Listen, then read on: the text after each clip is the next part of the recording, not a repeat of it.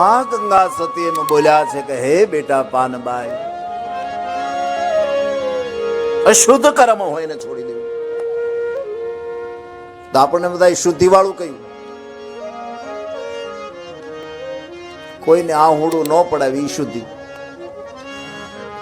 અને કોકને આહું પડતું હોય ને લૂસી, આનાથી મોટું શુદ્ધિકરણ હોય ને. અને કોઈને આસુડું પડાવીએ એ અશુદ્ધિ.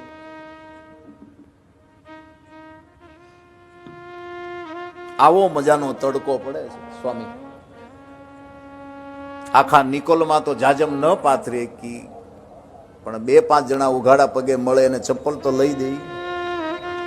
આ શુદ્ધિ, બીજું કાંઈ કરવાની. આ બહુ સરળ માર્ગ મને તમને આપ્યા છે.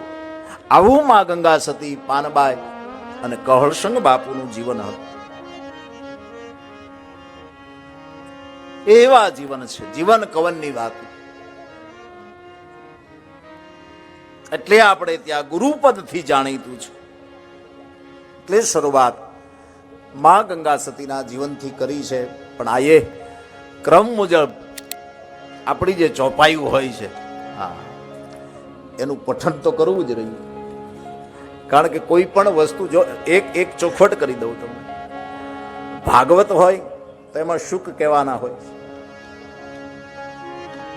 એમાં અધ્યાય આવે. રામાયણ હોય તો એમાં ગોસ્વામી મહારાજ કહેવાના હોય, એમાં 4 ઘાટ આવે.